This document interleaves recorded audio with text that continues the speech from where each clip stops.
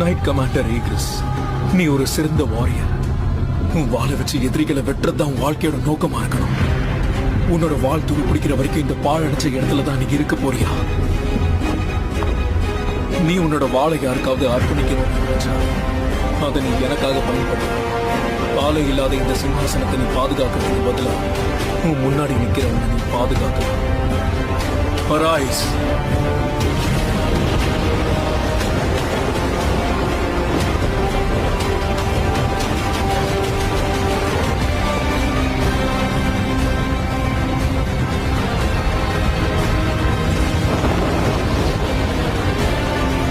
அதுல சந்தேகமே இல்லை. ஈகிரிஸ், இதுதான் உன்னோட பேரு.